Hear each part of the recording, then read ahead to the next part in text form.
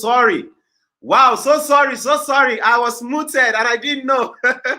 Thank you guys for that wonderful feedback. All right, thank you for that wonderful feedback. I hope you can hear me now. Please let me know if you can hear me now. I was already appreciating all the people that are joining us live. Wow, we have 31 people live here with us. Let us try to encourage your fellow guys to join us. Yeah, I hope you can hear me now. Ajibola Steven says, I'm from Ekiti. Okay, let me know if you can hear. Wow, okay, can people hear me? Can you hear me now, guys? Let me know if you can. Wow, okay, people are saying yes, they can hear me. Thank you so much. I just needed to be sure. I'm so sorry for that. I muted myself and I didn't know I was muted. Thank you guys for joining us. Alicia, James, wow. Ogunlade Doyin, say yes, I can. Okay, thank you, Ogunlade Doyin. So guys, let us know. Thank you so much, Jessica. Jessica is our moderator. As you can see, all the people that have something like a spanner in their front like that are our moderator. All right, before I bring up our guest speaker for today, I quickly want to do more like what we call what do you call now? More like a home warming. All right, so I just want to thank you guys for joining us live. And as you know, this event, if you join us live, it's absolutely free. But as soon as you miss any of the sessions, right, you will not be able to join us. I mean, you will not be able to watch the replay. Okay, you'll not be able to watch the play. But then I want to appreciate you. This summit is powered by Go Global Solutions, and we have amazing volunteers on ground who are helping with this. And by God's grace, at the end of this summit, even before the end, we'll start showing you some of these volunteers that are putting this to become successful. And I'm super excited. You know, somehow I was afraid, but God got it. All right. So let's begin with a prayer. Father, Lord, in the name of Jesus, we thank you for the opportunity to be to start this summit. We pray, oh Lord God, that you take charge. You make this a blessing to everyone, including the speakers and the hearers, the participants, in the name of Jesus. Thank you, Father, because of answering our prayers. In Jesus' name, we'll pray. Amen. So, guys, quick one, please do not drop your personal details in the comment section. It is forbidden. That is because we are trying to make sure that everyone is on the safe side. All right. So do not drop your details in the personal section in the comment section for privacy and security reasons. Then, if you have any question at any particular time, please drop your questions in the comment section, and we'll project it to our speakers so that they can, so that they can answer all of those questions. And like this event, like I said, is Ekiti Digital Summit, and these are the amazing speakers that we have on board, as you can see them on your screen. And you can go to ekitidigitalsummit.com/schedule, or just go to Ekiti Digital Summit. You see the schedule and all the speakers that we have on board. So quickly, let me bring on board our first speaker. I first got to know him when I first got to know him. When was that? I think it was around 2015 through 16. And since then, he has been a blessing to my life. And I'm sure he's also going to bless you today. He started the first, he started the #1 online radio, gospel online radio, with just 200 naira. And today he's here to share with us how he started that and how he was able to do that. All right. So please drop your comment. I want to see you. Drop your favorite emoji in the comment section welcoming our guest. If you don't drop your favorite emoji, we might not be able to bring him on board. So drop your favorite emoji in the comment section. It could be your clapping. It could be it could be clapping. It could be, what is it called now? It could be fire. Just drop something. Wow, I can see Ogunlade doing. Look at the emoji. All right, great. Oluwafemi said, been here for a while and still can. Oh, please, if you can't hear, just try to leave, right? And then join back again. We have 42 people online right now. Yeah, we can see your favorite emoji, guys. That is great. To be Talita, thank you. Ayo, thank you. So, guys, here we welcome with me Olawale Perfect, all right, the CEO of WIG Radio. All right, that is him. Come on, jam your hands together for Olawale Perfect. Olawale Perfect, you're welcome, sir, and you have the floor. Wow, thank you very much. I feel so excited to be a part of this great program. I must really commend the great work that my brother and my friend Shola Machi is doing in the digital space, especially in Ekiti State. It's really, really wonderful. I usually say Ekiti State is actually a blessed state, even though I know that a lot of people are joining this from all over Nigeria and all across the world. But it would not be good for me not to mention the wonderful things happening in Ekiti State, because I actually married my wife from Ekiti State. My wife is from Ekiti State, and I remember quite clearly when we were preparing for our wedding. My father-in-law was always saying that it is the size of the yam that the people of Ekiti usually look at. So when I'm coming on the day of the wedding, I must make sure I bring very, very big yams. Okay, I can see a lot of people joining from Ekiti State. I am saying hello to all of you from Ekiti State and across. So, and I made sure that I did not disappoint. I ensured that I got one of the biggest yams possible in order to marry my wife from Ekiti. And when my father-in-law saw the yam, I'm sure in his heart he must have nodded his head and said, yes, this is what we are talking about. Okay, that is that, by the way. And what I want to do today is I want to share my story with you. I want to share the WIG Radio story, how I was able to start an online radio with just 200 naira. But I need to say that anybody can do it. It's something that anybody can do. And when I say anybody can do it, I'm not necessarily talking about you starting online radio. I'm talking about you can achieve anything you want to achieve in life.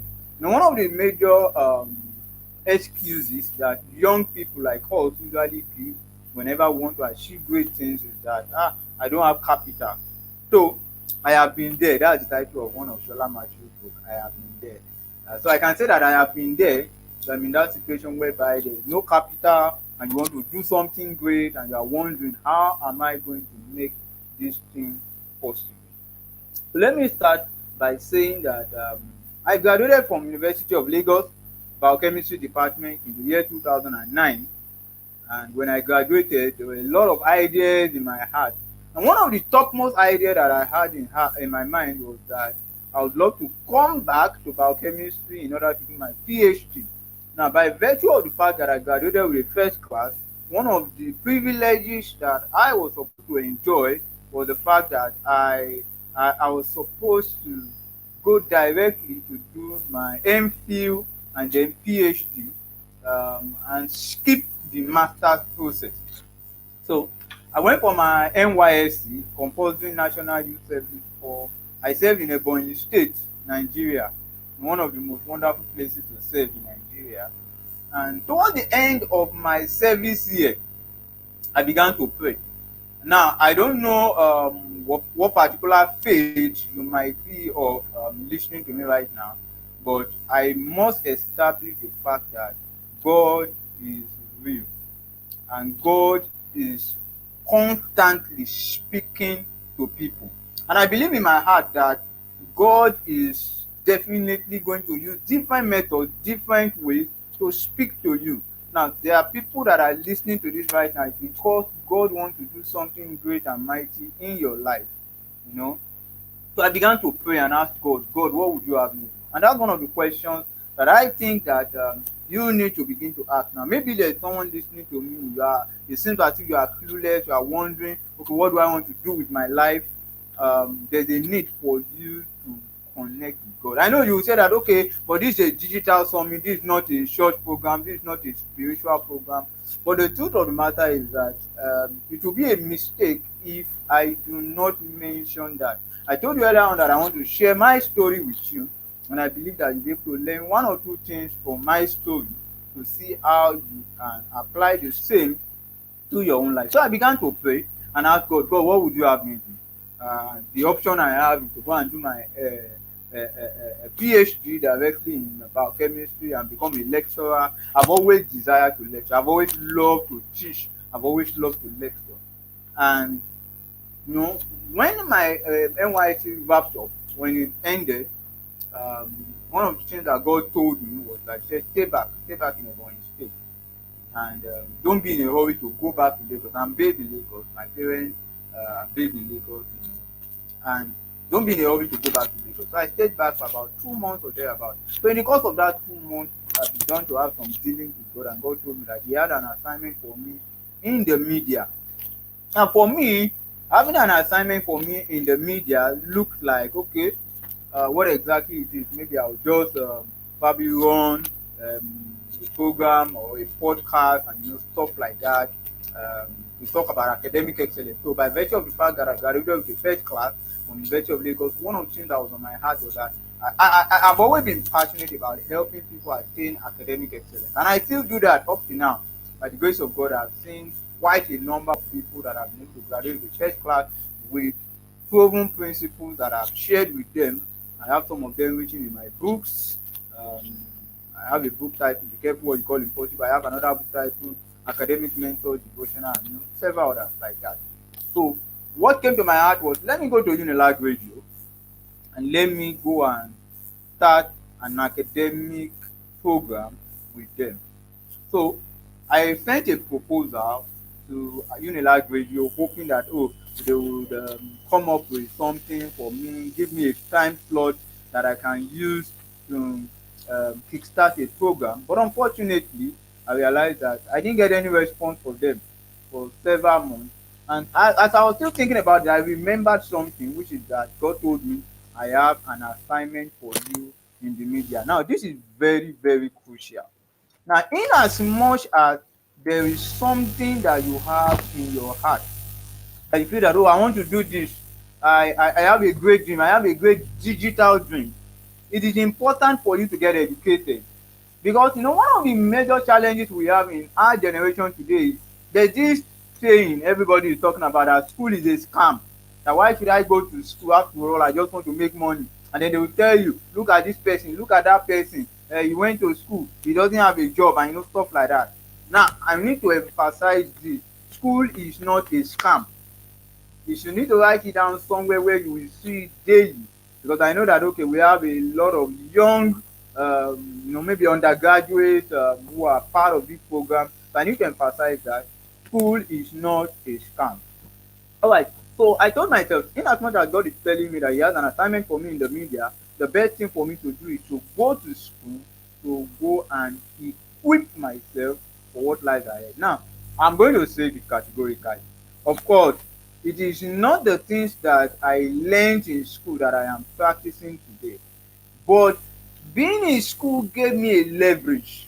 So I went to University of Lagos to do a postgraduate diploma in mass communication. Now, in as much as God is saying, I have an assignment for you in the media, so what do I do? Do a postgraduate diploma in mass communication. So I started the postgraduate diploma program. And one of those days, so the next thing that I'm going to emphasize upon here is the place of showing forth yourself. There's this part of the scripture I love so much, which says that let your light so shine before men that they may see your good work and glorify your Father who is in heaven. Now, so there's a particular book I've written. In fact, I've written several books at that time. So one of those days, I was in the class, postgraduate class, and let me tell you, it was actually because I was broke financially. I didn't have enough cash on me. So I was thinking, what do I do? I said, okay, I have these books. So let me sell these books to these people so that I can be able to have some cash on me. All right. So I walked to the front of the class. I was bold enough, and I began to advertise my book. I began to tell them that, okay, look at this book. This book is definitely going to help you so much. Even if you are not going to, okay, I can see FD Fancy, the whole Wisdom Gate Crew is happy to have you live in Ekiti digital state. Thank you so much, FD Baba. All right, that's my wonderful brother from WIG Radio. All right, So, you know, even if people are not going to believe in you, you must believe in yourself. So I was talking about walking to the front of my class to advertise my book, to tell them about the book. But as I began to tell them, I said, even if you don't want to get it, get this book for somebody. Somebody needs to read this book, and that boldness was just there. Now, if there's any vision that you have, stop waiting for people that will locate you and help you to push that vision. Sometimes you need to go ahead and start pushing it by yourself. It is when you have already started pushing it that people will now come and support you. So as I was in that class that day, advertising that book, somebody walked up to me after I finished speaking. His name is Mr. Tolu Olarewaju, an elderly man. He was also a student doing his postgraduate diploma in that same class. And he asked me, he said, "Do you self-publish your book?" I said, "Yes, I publish." He said, "Do you mind coming to WIG Radio one of these days in order to come and talk about self-publishing?" I was like, "You mean the same WIG Radio that I wrote a proposal to, that I would love to be there, and they didn't even honor my proposal?" And I spent quality time praying, and I was on WIG Radio, and it was a wonderful experience. It was a wow experience. Now, what did I talk about that day? I was talking about self-publishing. But guess what? Okay, someone said what he's talking is practical and not theory. I like, yes, it's practical. I'm just sharing my story with you. I'm not just going to motivate you and tell you fire to acquire to Maguire and all of those. No, I'm telling you the things that happened to me. So, at the end of that program on WIG Radio that day, he told me, he said, "Do you mind coming again next week?" And I was like, "Wow, why not?" The title of that program is Ladder to Success. So that was how I was there the next week. And then the week after again, I was there again. He invited me again. And to cut a long story short, I was on WIG Radio for 9 months at a stretch without paying a dime on WIG Radio. Now that is something that is phenomenal. Now, but guess what? Now you may say that, oh, this guy was able to, bamboozle them, was able to speak very well. That was why they asked him to keep coming and keep coming. But it was not just that. There was a place of preparation. For somebody that is listening to this, there's a need for you to constantly prepare for the opportunities that will come. Now, between the time that I heard God telling me that I have an assignment for you in the media, and the first time I would appear on WIG Radio to do that program, I had actually spent several days, several weeks, several months preparing. Sometimes I'm in the bathroom, I begin to speak, I speak to the mirror. I was already talking as if I was on radio. I was just saying those things. It was all part of what? Preparation. So for a lot of people, you need to ensure that preparation is involved in what you are doing. So I was on WIG Radio for 9 months, and it was an interesting experience. And I was also doing my postgraduate diploma. So at the end of my postgraduate diploma, the next thing that happened was I was now wondering, okay, what next? I've done postgraduate diploma. Now at least I have the paper to show that, okay, in media field, I have something to say. Remember that my background was in biochemistry. So biochemistry, media, it doesn't even have any correlation at all. And in fact, okay, maybe I should say this. I remember one of those days in the middle of the night, my dad called me. After I started doing the mass communication program, my dad woke me up in the middle of the night, and he asked me. He said, "What is the correlation between biochemistry and mass communication?" And sincerely, I didn't have any answer for him. And I'm not the type of person that knows how to lie. There are some people that when they are lying, their mouth is very smooth and all of those things. But I didn't know how to tell any lie. I was just dumbstruck.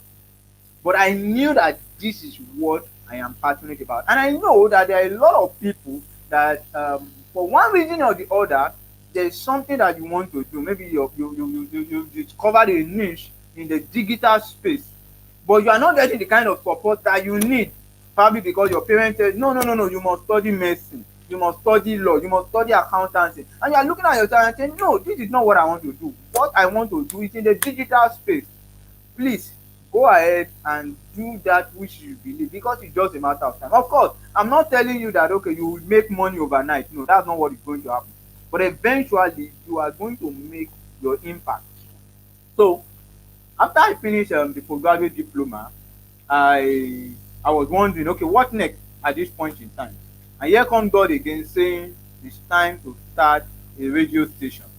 Now that was a big problem for me, because I'd actually done a feasibility study to find out how much does it cost to start a radio station in Nigeria. As I said, the license to run a radio station in Lagos and Abuja and I think Port Harcourt for 20 million naira. I checked the cost of transmitter online. A good transmitter will cost not less than 10 million naira. So putting other logistic, accommodation, and staff, OBS van, and all of those things, let's just say about 10 million naira. So that means that on the average, I need at least 40 million naira to start a radio station, a successful radio station in Nigeria.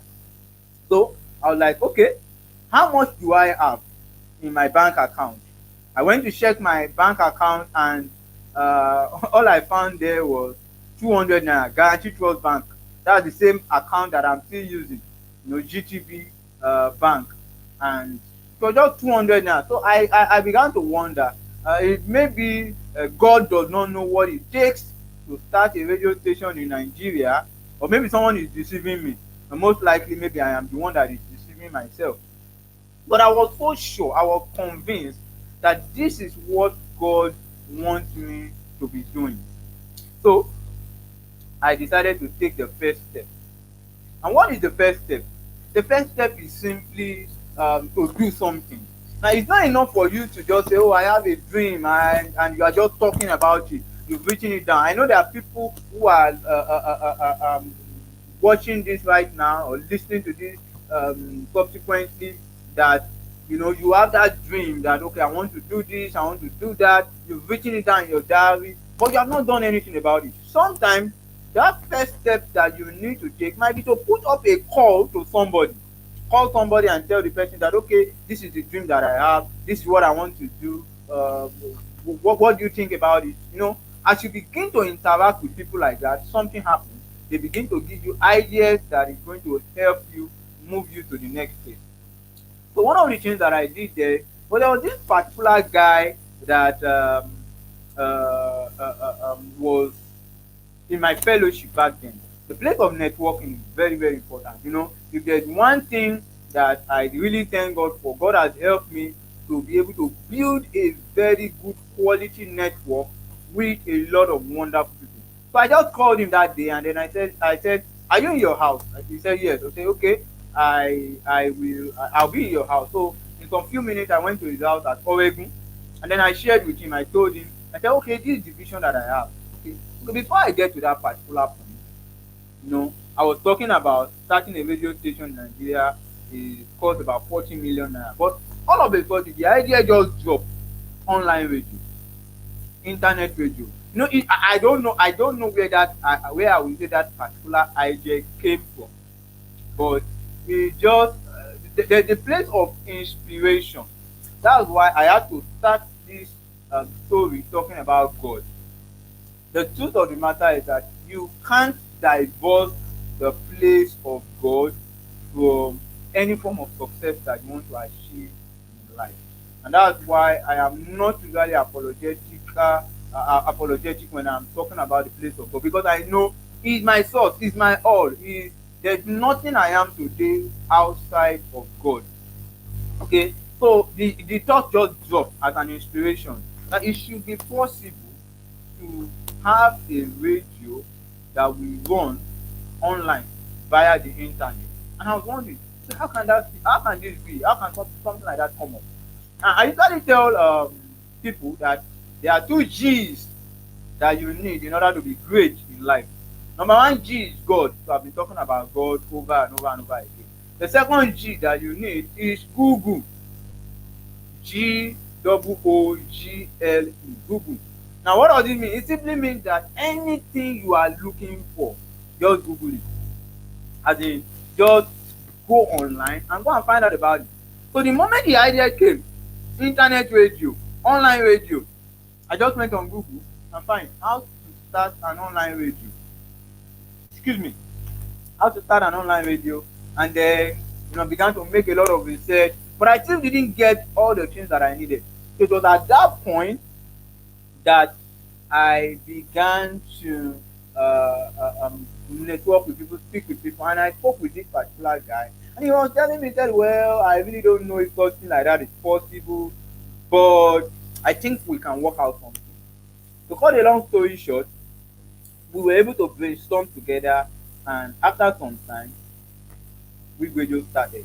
Remember, I said I had just 200 naira. Now, if somebody has told me that I should start an online radio with 200 naira, I would have said it's a lie.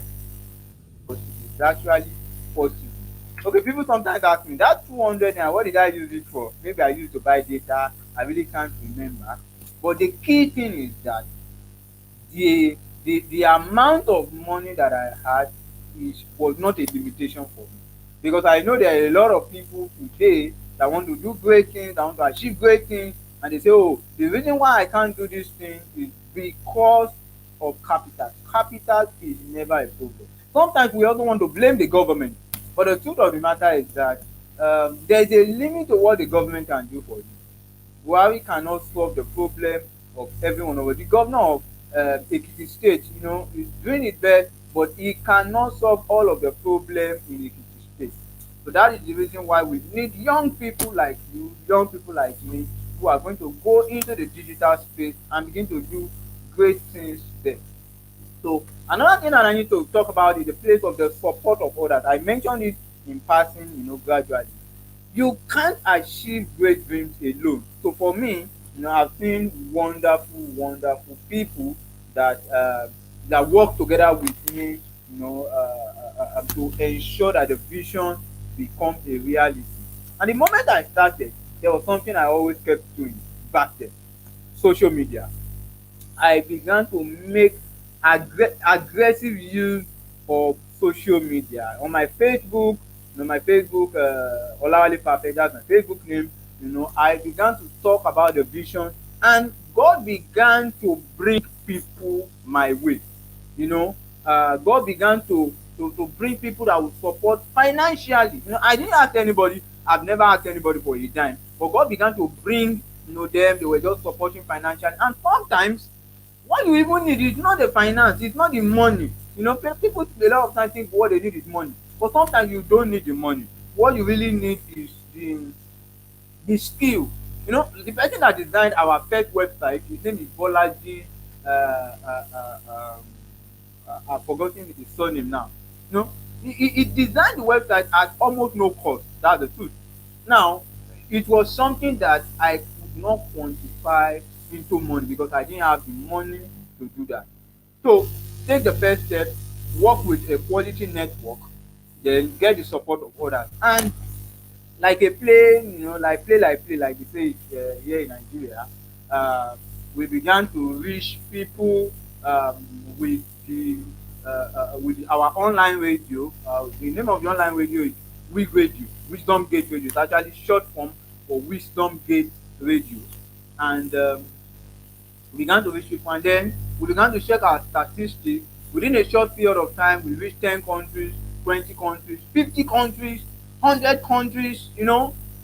As at the last count, we have been able to reach not less than 127 countries on planet Earth. Now, that was mind blowing. Now, who would have believed that that something as small as that, the website is on the screen, who would have believed that something as small as that would get to those places? Now, but let me also talk about the place of starting small. I remember the first broadcast that we had. That first broadcast took place inside my room.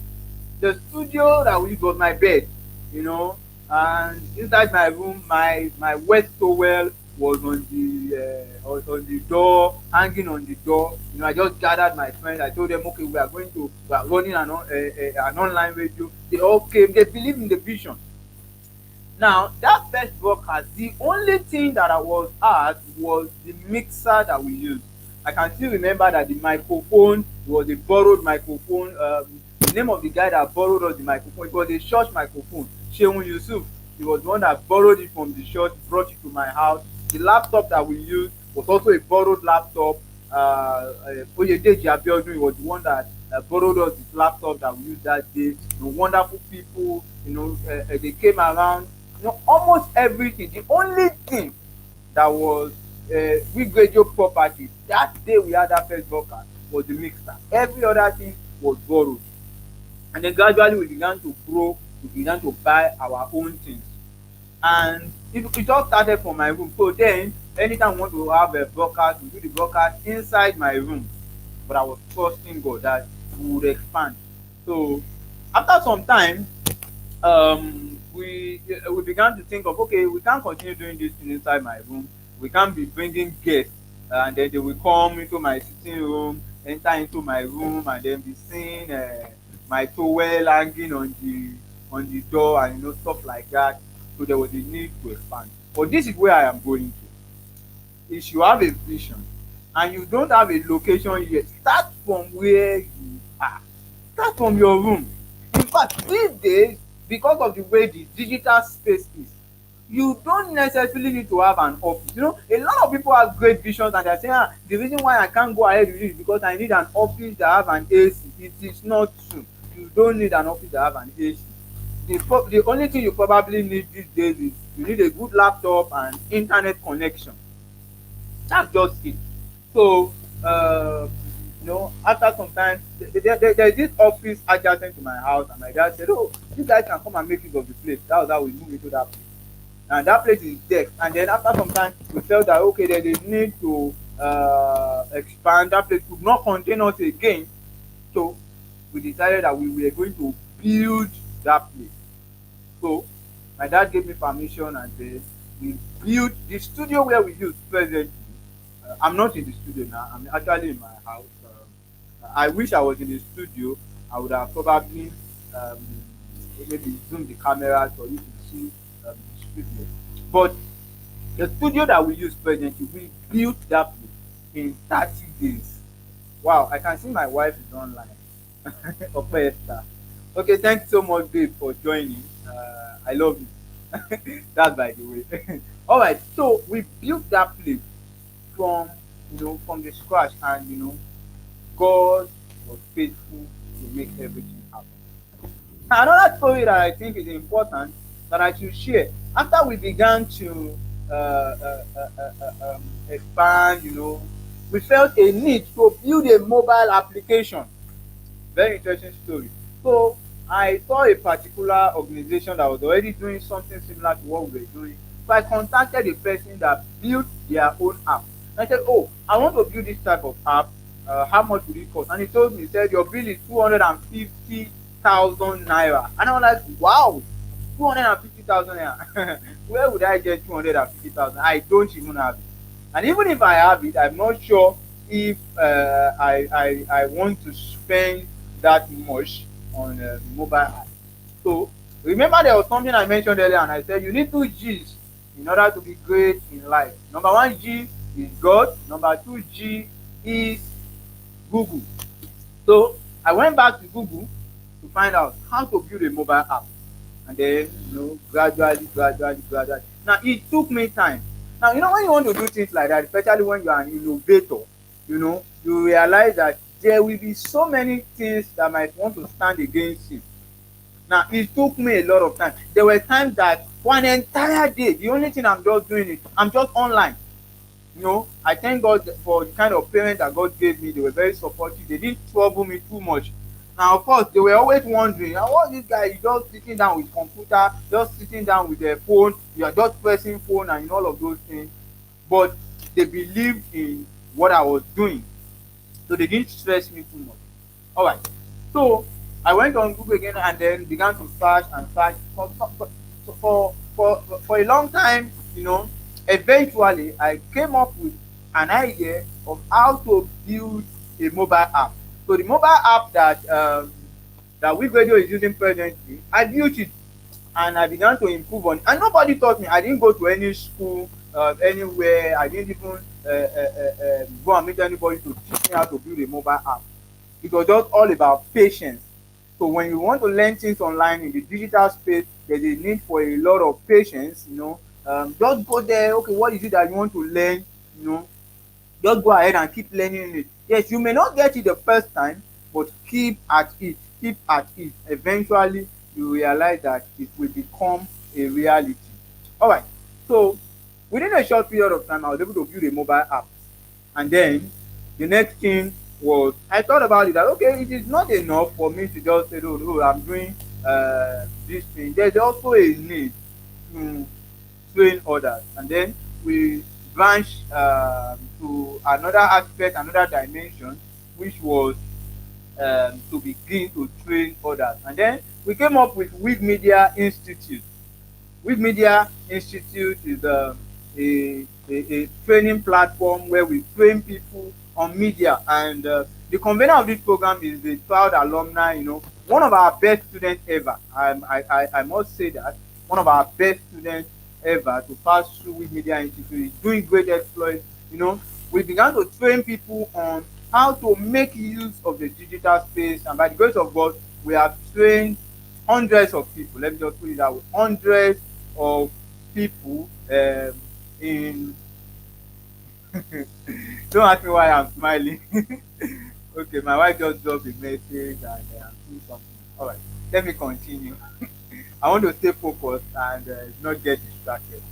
All right, so we've trained hundreds of people in the in media, and to the glory of God. And after some time, the vision moved on to another dimension again. People began to say that, we want to do the kind of thing that you are doing. Okay, by the way, before that time, most of what we were doing was that we were doing live broadcasts for people. People will come to the studio to record programs, and it will be live. People can listen in real time. Now, WIG Radio actually started 8 years ago. I need to say that because I know that a lot of online radios now, but we started at a time when online radio was not the popular thing. There were less than 5 online radio stations in Nigeria at the time that we started, and it was tough. We learned a lot of things the hard way. There were so many things that we didn't get initially. We make mistakes, but we keep getting better. We keep improving on it, and eventually we got good at it. So people began to consult us and to tell us that, we want you to build online radio for us. And we said, okay, no problem. We started building online radio. So I began to consult for other people to build their online radio. And to the glory of God, I have been privileged to set up not less than 20 online radio. One of my recent work is Mount Zion Radio. By the grace of God, I was one that actually built and set up Mount Zion Radio for Mount Zion Faith Ministry, owned by Evangelist Mike Bamiloye. Okay, I think I should share this testimony of how that happened. Funny enough, the day it happened was actually during that period of time I was financially down. Now, anytime you are financially down as an individual that have God, one of the things you should do is go to God in prayer and find out, God, what opportunities are you trying to show me? Now, that is one thing I've come to realize about myself. Anytime that I am down financially, that I don't have enough money, I know that there is an opportunity that God is about to bring out. So I was down financially. I didn't have enough money with me. Myself and my wife, we spent some quality time to pray and ask God, God, show us what are you saying at this time? How is the resources going to come out? So in the middle of the night, I was reading the Bible. My wife was asleep, and I was meditating on the word of God. I just saw an SMS enter into my phone, and the SMS was, good day, sir. This is Evangelist Mike Bamiloye. I saw your proposal. Now it was someone else, a wonderful brother. He collected our proposal. He did not tell me that it was Evangelist Mike Bamiloye that it was meant for, and he sent the proposal to Evangelist Mike Bamiloye. Now, this is where I'm talking about the place of networking. I had built a network with that particular brother. So that's why we must value relationship. Even if people treat you wrongly, please always value relationship. Now, even though yes, I've had the opportunity of meeting with Evangelist my family from afar, but it was that guy. He didn't look like it. He was the one that connected me with Evangelist my family. And initially I thought that could it be a scam? Is it that someone is trying to deceive me or what? But eventually, I I I called the number later in the day and I heard the voice. Of course, there's no way I won't recognize the voice of Baba. And after having watched after 2 years, season 1, season 2, season 3 with my wife and all of those things. So when I heard his voice, I was like, wow, this is it. And I actually decided to make it a faith project. So I told them, okay, don't pay, just pay for the materials and everything. I'm going to do this thing for free. Baba was excited, and that was how the journey began, going to Ibadan. And that's just one of the online radios that we set up. We set up several others.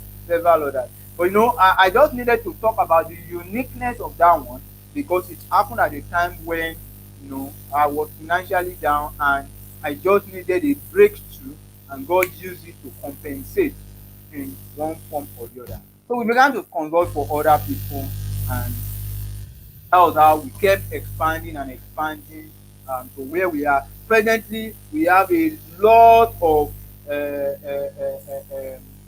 students that have been enrolled. We have CWE students that come to WIG Radio to do things. Now, because this is a digital space, now I also need to mention that beyond just the online radio, there were so many other things that I got involved in. I got involved in online book publishing. So the digital space is actually more than enough. Remember I started with the story of God told me that they have an assignment for me in the media. So I began to go into online book publishing, and I have seen remarkable results in the place of online book publishing. I published several books online, even for others. Now, I should add this as I begin to wrap up. COVID-19 happened in year 2020, that was last year, and COVID-19 opened the eyes of a lot of people to suddenly see that this online thing is real. This online thing works. Now, how do I mean?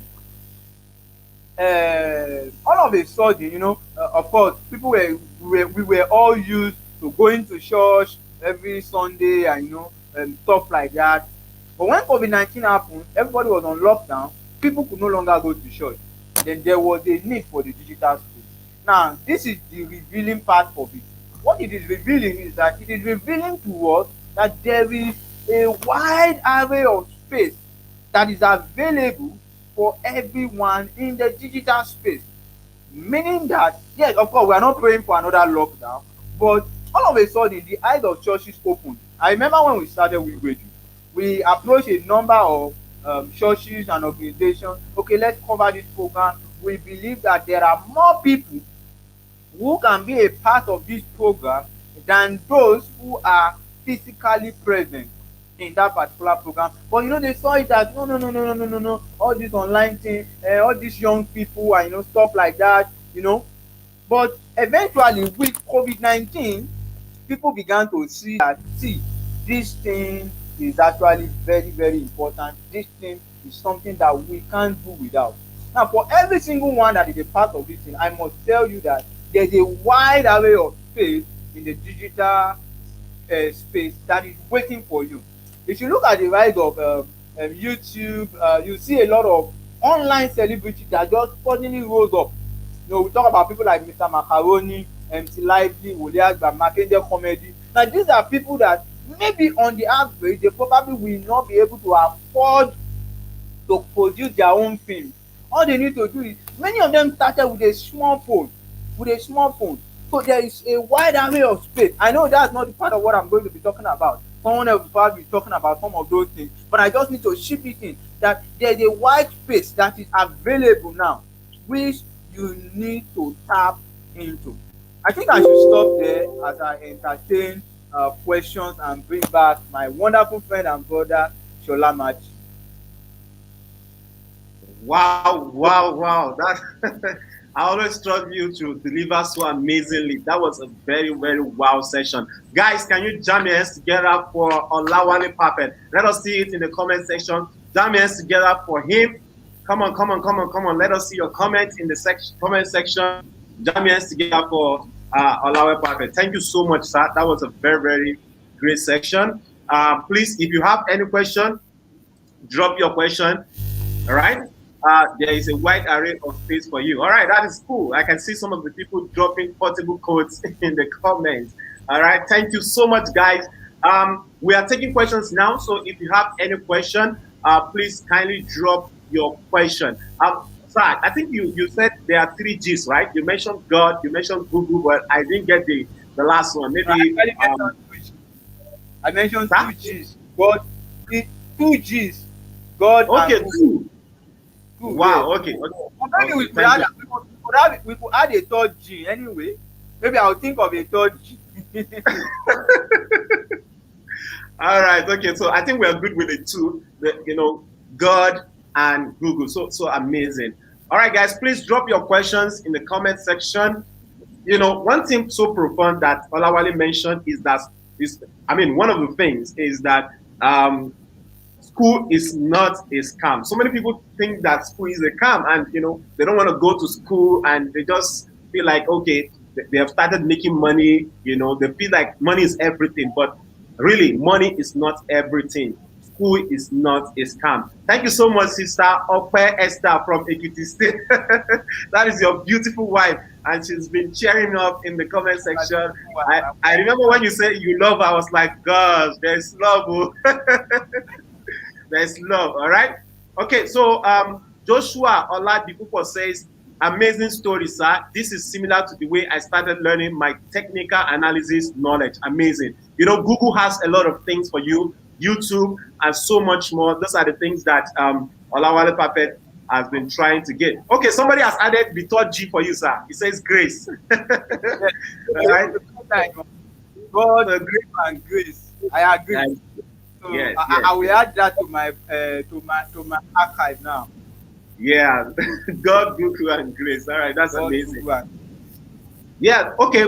Thank you so much, sir. I think I don't see anybody dropping questions yet, but please, we still have maybe like less than 10 minutes. So if you have your questions for Olawale Perfect, quickly drop your questions right now so that we can have the questions, because we are going into the next session very pretty soon. And for you guys for joining us live, all right, we have a question. We have a question from Olajumoke Osifila says, how do you cope with the need for finance? How do you cope? I don't really understand that. Is it before you started, or maybe she was actually talking about when you started? How do you cope with finance? That's coming from Olajumoke Osifila. Please, you can kindly answer the question, sir. Okay, let me go ahead and answer that. My wife just posted a comment that I've price didn't win. Thank you so much. All right. Talking about finance. Now, I mentioned something earlier on, and the truth of the matter is that a lot of times, many of us think what we need is finance, but more often than not, what you probably need is skill. Is skill in terms of the fact that, okay, for instance, if I say that I need money for to run, what I want to run. Now, what exactly do I need the money for? Now, if I say that, okay, maybe for instance, I need money to pay staff. Now, is it possible for me to get a volunteer that will do it for me for free? For instance, Shola Matthew is organizing this program now, and he could have decided that, oh, I'm not going to do this program because I need money. But how about if you get maybe a volunteer that will, instead of thinking of, I need money to do graphic design, is there somebody that can do the graphic design for me at no cost? When you begin to think in that way, you just suddenly realize that there are certain things you can do. That's why I talk about the place of collaborating with others. You can't run a great vision on your own. Yes, there will be times when you need money, and then there are also different ways in which you can make money, or that like you can get money. Now, if there's one thing that I believe in sell what you have. Now, I've had to sell some of the things that I have a lot of times. I remember when I was working on one of my books, I had to sell my laptop simply because I knew this is what I believe in. So if there's anything that you have that you don't need and someone else needs it, go ahead and sell it instead of thinking that oh, let me just keep it. So sometimes you may need to sell what you have. Some other times you may need to talk to people and trust that God is going to lay it on their heart to give to you. Some other time what you need is the skill of people. I have a wonderful friend, that manages our website, and he does it at no cost. So you just tell us that, okay, the hosting fee and the basic fee, just give me the money for that, and he's going to do it for free. So there are a lot of things that you can actually do at very low cost. I've always had the mindset that you can always get things at a cheaper option. So when we begin to consider getting things at a cheaper option, we realize that it's actually possible. All right, I think, yeah, so the person is actually asking again that what she actually meant is, as a radio station, how do you generate finance? All right, so yeah, that is basically the question. Okay, I think I understand the question clearer now. Well, I'll be sincere with you, because what we are doing is gospel. We've experienced a lot of things. People always assume that, oh, because it is the gospel, it should be free. Now, why should you be charging me for this and and stuff like that? But I will say God has been at work, because sincerely, I didn't start it on my own. God Himself was the one that instructed me to start it. So some of the time, what I realize happens is that God has a way of compensating for those who seemingly do not give to us. Okay, let me give a practical example. I remember there was a particular man, he's a pastor. I'm not going to mention his name. He probably might even be watching me. But he was on air for a long period of about 3 months, and he was not paying. He wasn't paying. But there's a mindset that I've always had. The moment you start a program in WIG Radio, money will never be the reason why you will stop your program. And it's just a personal philosophy for me. As long as you start, maybe before you start, we may bill you a lot, but the moment you start, money will not be the reason why you will stop. So at some point, he was no longer financially buoyant to continue the program. I told him, sir, you must continue this program. Since you have started it, just continue it. But eventually, maybe out of shame, he just had to pull out. I wasn't happy that he was pulling out because of money. But eventually, something happened. This man introduced me to another pastor. And guess what? That pastor, the amount the pastor was paying for our broadcast was covering for the man, was covering, I think it was much more than what we imagined. Then, I talk about the place of, we began to build, expand. Eventually, that ministry decided that they wanted to build an online radio. By the time they were building the online radio, I got a full compensation for everything. Now, I talk about relationship earlier on. Sometimes there will be people that will come your way that might not be able to give you the kind of finance that you need at that moment. Treat everyone in the right way. We've never treated anyone badly. So the moment you treat people in the right way, eventually what will happen is that God Himself will compensate for you. All right, thank you so much, sir. We have to let you go now. Thank you so much, sir, for honoring our invitation to come to Ekiti Digital Summit. I hope that next time when we call you in, you are going to answer us. Thank you so much, sir. So we'll see you on the other side, sir. Please, guys, if you want to, we are going to drop his link to WIG Radio in the Telegram session later on, so that you can always listen to him, and you can also follow Olawale Perfect on social media. His name is Olawale Perfect across all social media platforms, and also you follow WIG Radio on all social media platforms. Thank you so much, and have a good day. All right, thank you, sir. I really appreciate that. I will see you on the other side, sir. All right. Okay, guys. So that is it. We just had Olawale Perfect from WIG Radio, and it's so amazing to have him talk about his story. And I believe some of you are actually inspired by his story. If you are inspired by his story, I want you to type yes in the comment section. Type yes if you are inspired by that story. Type yes if you are inspired by that story. Type yes if you are inspired by that story. Let me see your yes, guys. Let me see your yes. All right. Let us know if you are inspired by that story. So very soon we'll be coming on to the next session. Wow, I can see people typing. Okay, say wonderful section. Jessica say wonderful section. Bimbo says wonderful. Okay, right. Yes, yes. Okay, thank you, guys. I can see your yes, all of your yeses. All right. Thank you so much. So we'll be going to the next session. But before we go into the next session, I have a gift for you because you come in so early. Some of you might have seen that in the on the screen before now. So if you have your Glow line with you there, quickly load this recharge card. If you have your Glow line with you there, quickly load this recharge card.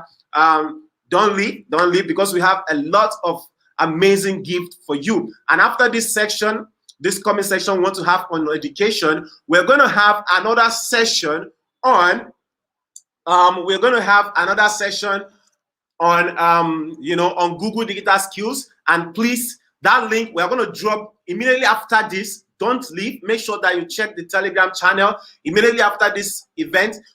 This session that we're going to have very soon, we are going to drop the link to the Google Digital Skills program so that you can quickly go on to see it. All right. So I want to say thank you so much for joining us. And we are going to the next session, guys. We are going to the next session.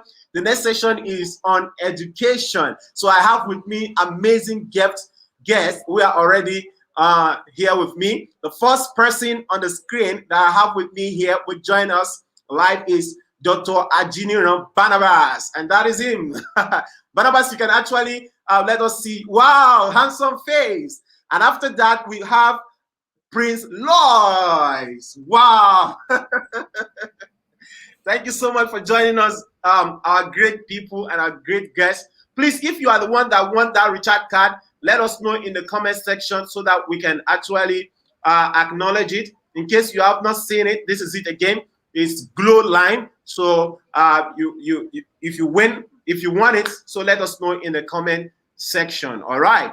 Okay. Thank you so much. So we are expecting other guests, and unfortunately, we are not able to see. Our moderator for today. The person who is supposed to be the moderator for this particular session is unavailably absent. So I will be the one to moderate this session. Wow, we have Dr. Ajala here with us again. I hope that Gold will be able to join us. You can enable your video if you are in a good environment. You can actually enable your video so that we can see you. Wow, we also great. We have a female. We have a female here with us. We have a female. All right. So here are all the moderators. The panelists here. And what we want to discuss today is actually what we call education in the new normal, challenges and way forward. Challenges and way forward. Like I said, if you want that recharge card, please let us know in the comment section. I hope you are happy to have all of our guests here. Please jam hands together for them. I'm clapping from my own end. Gold, your mic is muted. All right. And Dr. Ajala, your mic is muted. Dr. Ajina, your mic, I know maybe because I'm speaking, that is why. So quickly, we're going to go into this session. And over the years, guys, by the way, before I go on, I want to appreciate Samuel, who is supposed to moderate this session, aka Caesar from New Cruise FM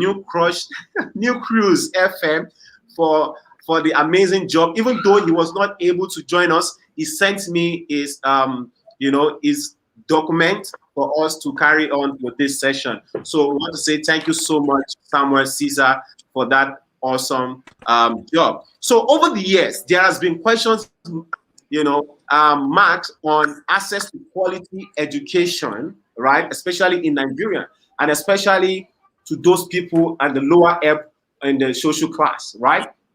And while searching for ways to improve the quality of education, Nigeria was hit with the COVID-19 pandemic. And, so schools were closed from April 2020 to, they didn't open until around November last year.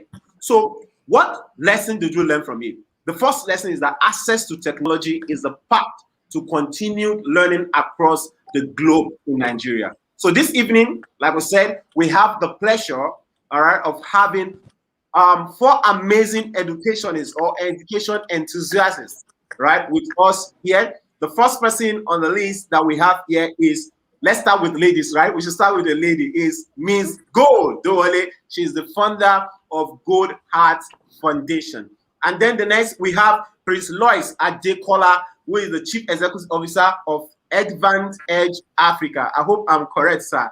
And then we have with us here again, Dr. A.M. Ajala, who is a lecturer and is also, a passionate educationist. And the last but not the least, we have Dr. Barnabas Ajinira, who is the Chief Executive Officer of Neurotech Solutions. So let us start with this quick question. Nigeria did not seem prepared for this new normal, and ASUS Right did not even give us much of a chance to evaluate, the time, right? To evaluate the time. But Dr. Ajala, let me start with you, sir. Oh, Dr. Ajala is not here again. Oh my Lord. Okay. Let us go ahead to Prince Lois. You are a thoroughbred scholar from classroom to online sessions. So help us make sense of how that transition from a conventional classroom format to an online format, have on student learning experience. That is Prince Lois. Can you hear me all right? Yes, sir. We can hear you loud and clear. Okay, great. So it's a pleasure to be here. Thank you so much, Shola, for having me here. And good evening to Dr. Barnabas and to Ms. Gold and Dr. Ajala, who's just coming back in. And to all the guests, wherever you're listening to us from, good morning, afternoon, and evening to you, wherever you are. I think it's also very important to look at the idea of movement from traditional classroom to online learning. It all comes with its own challenges, and as expected. It's just the same thing as working in the business sense. If you're a business person and you're having to transition from, the traditional way that of doing things to having meetings on Zoom, it takes a process, of even adjusting to that process. So it's already normal that there were going to be a lot of challenges in that regard. I think the only challenge is that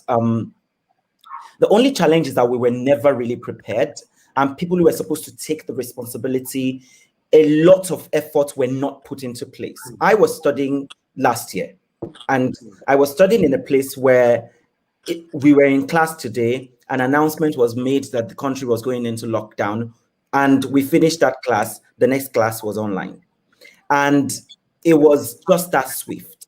And the lecturers will come online and tell you that I don't understand how this works, but I'm learning. And so we're going to learn together in this class. It's really about the readiness. It's really about the passion. It's really about the investments that we're ready to put into it.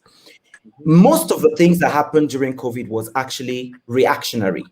It wasn't like countries were prepared. It wasn't like, no matter the level of preparation, nobody knew the extent COVID was going to take the country or the world to. And so most of the things that happened were actually reactionary.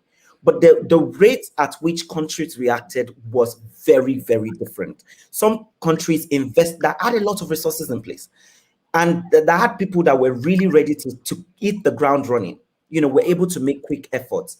But in our case, the difference was just because the resources were not there.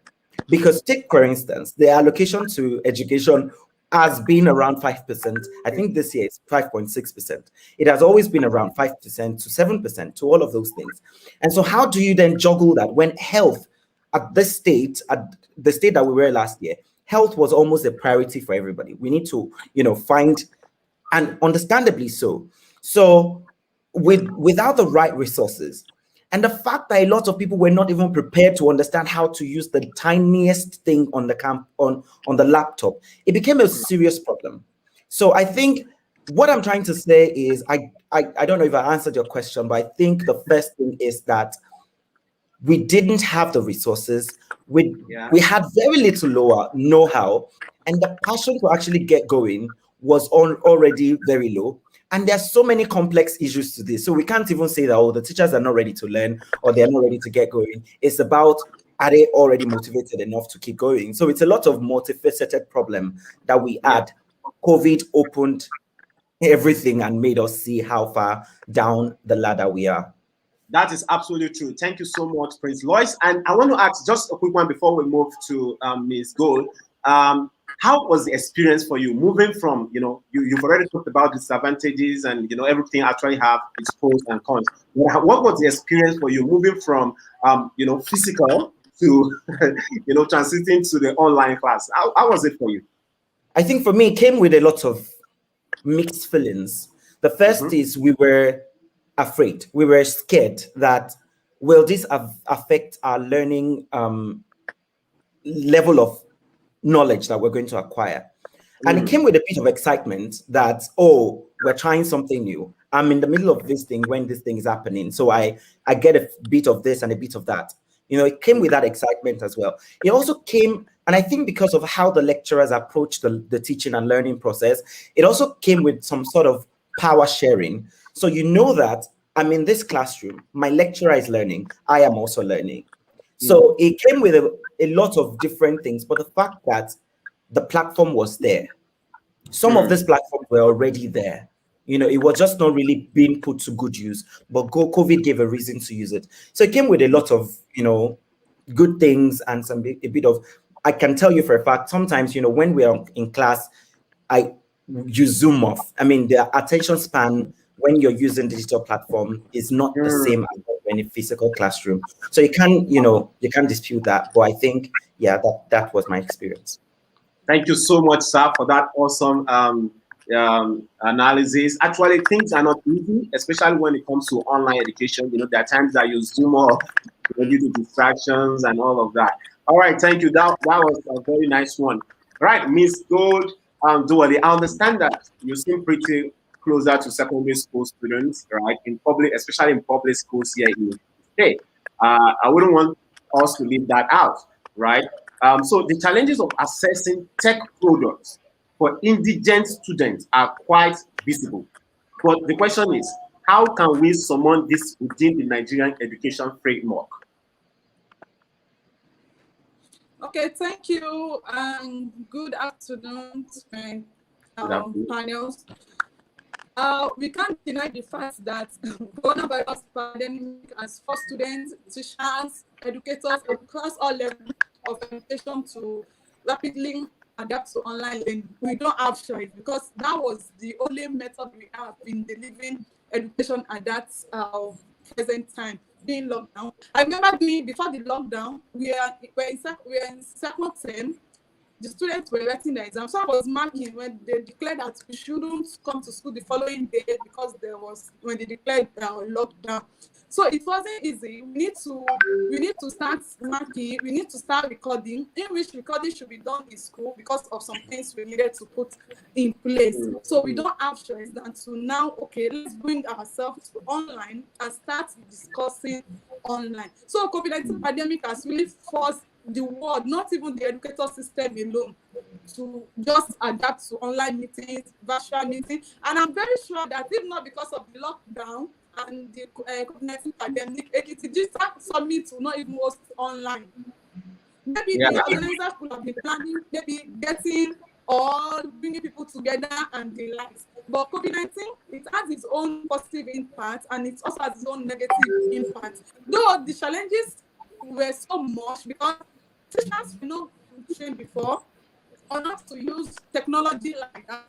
Even those people that even knows it maybe at will, so their capacity is not being built. So that is one of the challenges the educators were facing at first. I remember I trained some teachers in 4 local governments in Ekiti State on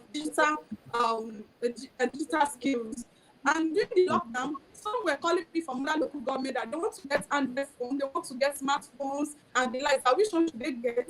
Which one should they, which app can they download, like Google Classroom, in order to enhance their teaching? So I needed to start guiding them, because then in the training, I put them through some ways they can easily have teaching aid, instead of just making use of cardboard in the classroom. They start making use of their phones in the classroom as instructional materials then. So in COVID-19, they were calling me to ask me some questions, in which I heard them. And one of the ways that let me say, okay, some of the challenges were data. Teachers were not having data. Is it those people that they are not collecting full salary that will be having data to run online anything? No. I remember even doing the digital skill training, that even it was even the federal government that were saying we should train them then in digital skill. They were still asking that with the government be providing data for them, that they cannot do anything, even if the government did not provide data for them, that even their salary were not regular and the like. So they were complaining. So they were not really receptive, even while we were taking them to the digital skill training before COVID-19. So when COVID-19 is not here, is it the person, is it an educator or a teacher? Is it a parent? Is it a parent that cannot afford 3 square meals that will not buy data? It's not possible. Is there a parent that's still struggling to get some things after all the children were so during that period? Many people are available to help. Is there such teacher that will now bring some money out of the pocket to go and buy data? Is not possible. And we know that data service is very high in Nigeria. By the time you buy 10 gig, before you know it, everything is finished. Maybe within 2 days, people have exhausted everything within few days. So data cost is high in Nigeria. And another thing is, I've talked about capacity building for teachers. Our teachers are not trained. And we are going to come to that. We are going to come to that, Ms. Dole Gold. We are going to come to that. Not to cut you short, actually, but we are going to come to that, especially what are the solutions that, we can actually have, especially when it comes to, okay, what kind of solution we can have. So we are going to come to that very soon. Someone is saying the audio is not bad. Please, the audience, if you are there, let us know if you can hear us loud and clear. Let us know if you can hear us loud and clear. All right? Sorry, just a minute. Okay, so quickly, let us go to the, I will come back to that. Like I said, we're going to come back to that. Dr. Barnabas, can you hear me, please, sir? Let me know if you can hear me. Yeah, I can hear you. All right, thank you. I think the people are complaining that the network is kind of giving us issues.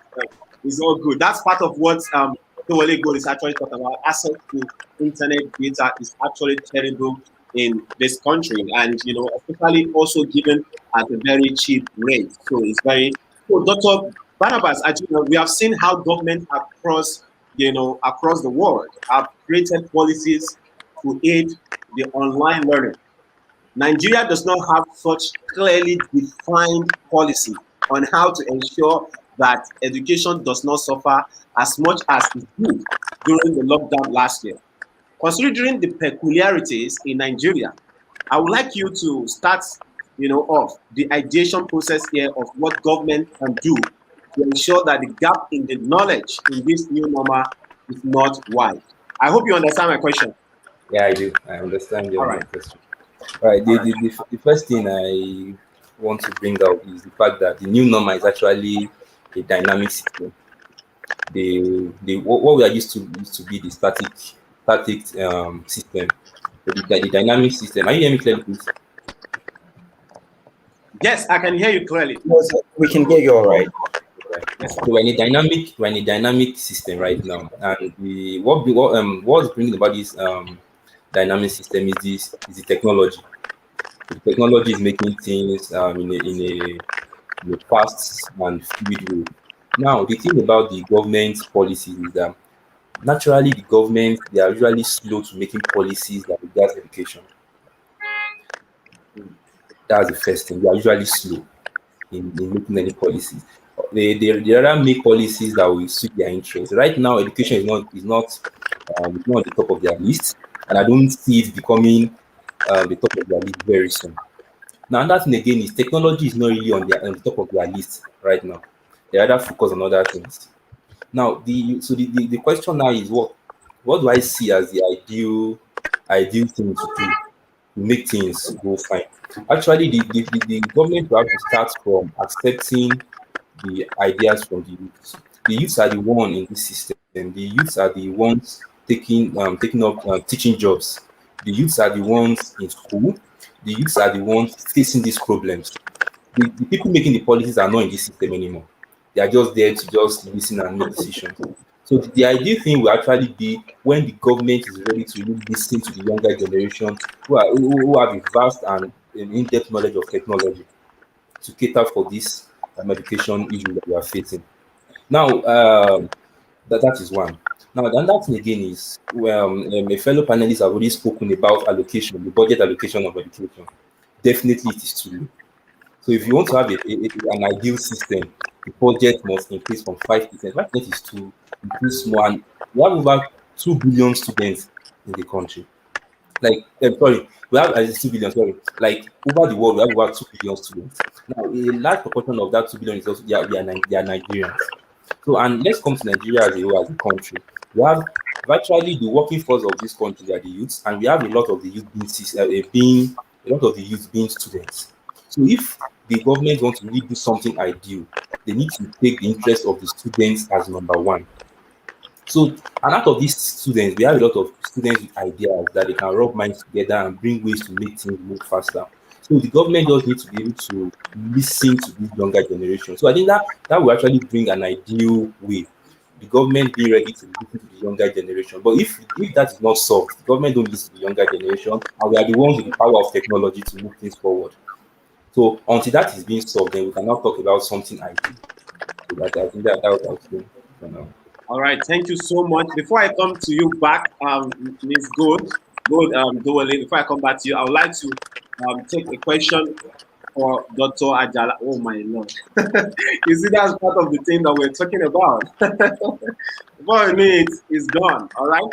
Now, so, are you now saying that we should have more people, especially young people, come into this space? And how can we now, especially with younger generation, especially people in public schools, how can we train these people to adapt to this new normal? Let's start with Duwale Gold. Thank you.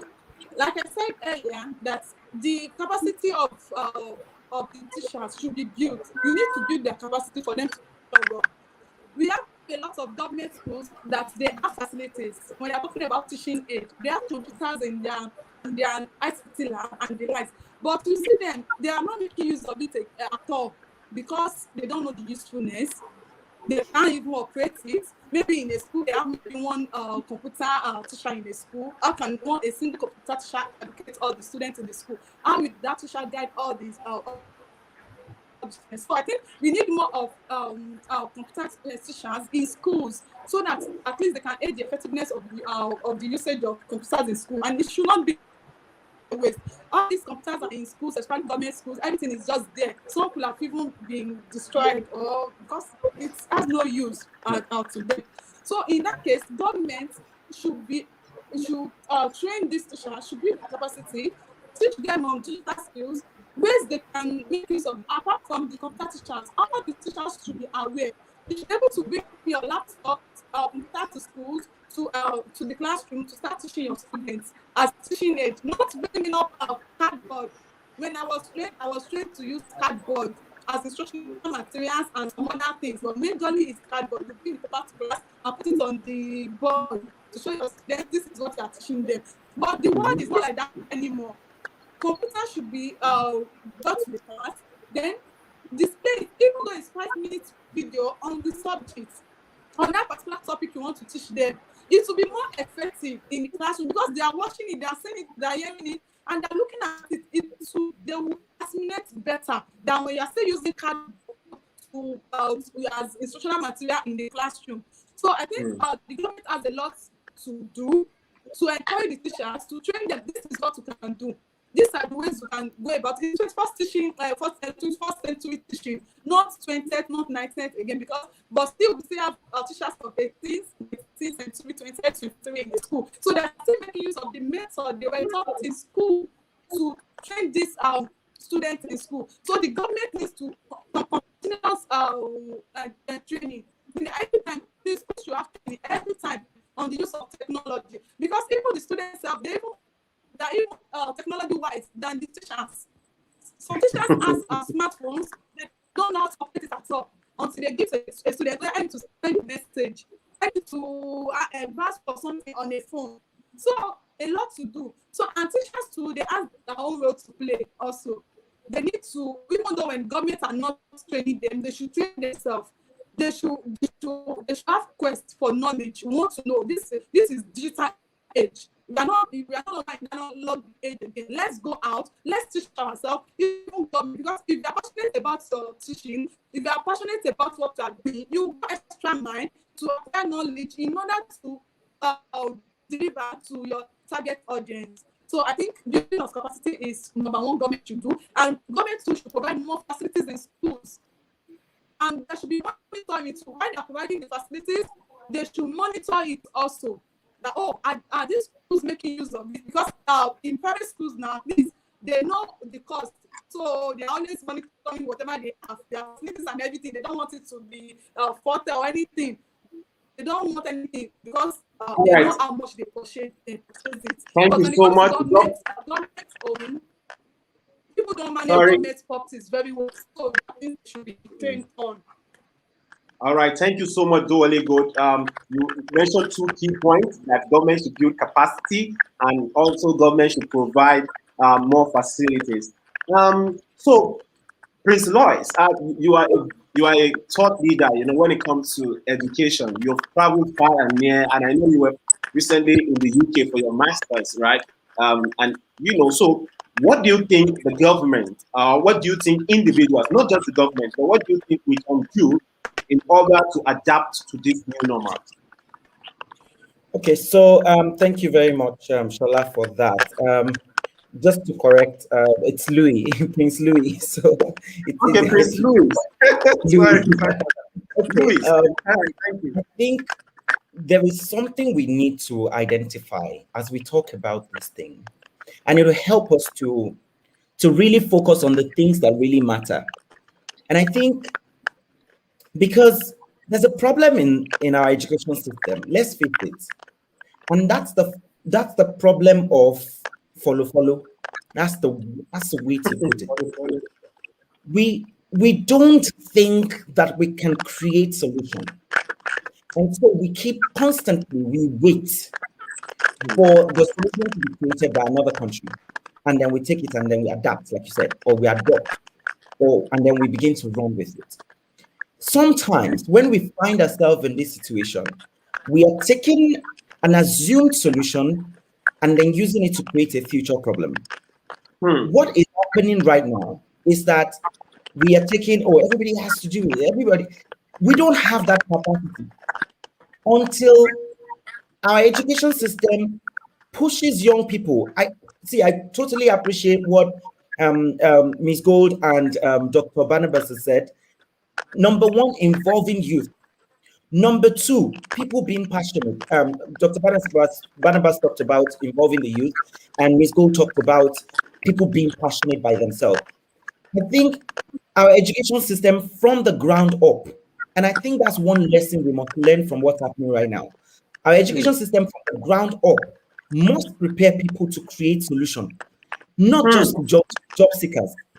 If we keep raising people to be job seekers, producing people for the labor market, as they say, we will continue to have this problem. There will be future problems in the world. It might not be COVID-19. It might be COVID-330. It might be whatever. But the problem will keep coming in different phases. If we don't have people who are critically minded to create solutions, we will keep waiting for UK or Canada to create solutions for us to adapt. And we will never be able to have the capacity. How many computers will Nigerian government be able to afford? How long will it take to teach those people that are already in the system how to use the system, to use the amount of gadgets? And digital transformation is changing on a very fast pace.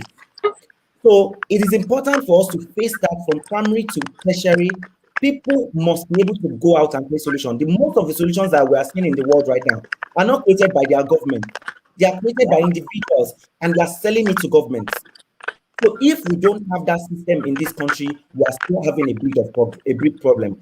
So now talking about people's involvement, Dr. Barnabas already talked extensively about government roles, but I think it's important for administrators to know that the duty of transforming their school lies on their end. If their teachers are not doing well, it is on their necks. And if the students are not performing well, one way or another, it is on their neck, because every one of us has a reputation to uphold. So they have to play their part. Thank you. Okay. One more point. And collaboration is very, very key. And that's where individuals and private sector comes in all this thing.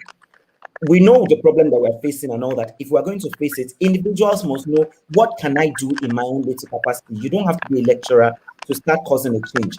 If you can donate lecture computers or smartphones, see what you can do. Private sector, individuals, philanthropists must also do their part in supporting the transformational change in the education sector. Thank you so much, Prince. Louis.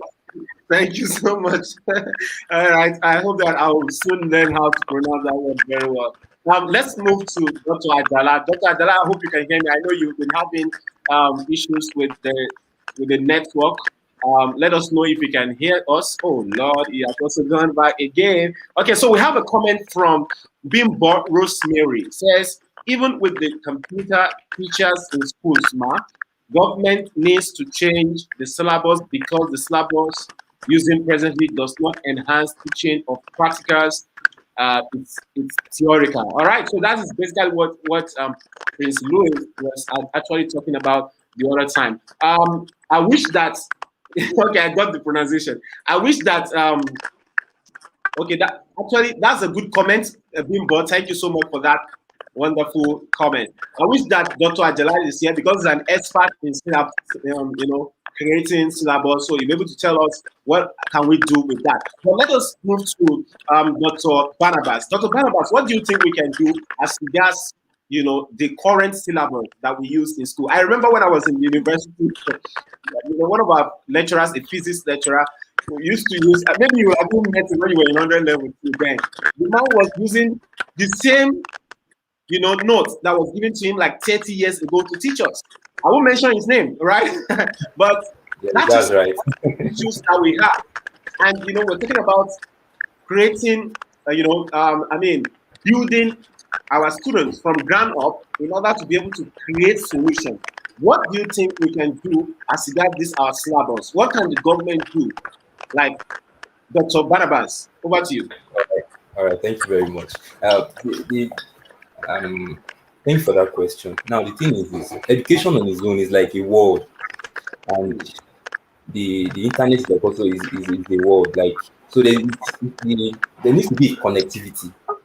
Now, the syllabus cannot just function on its own.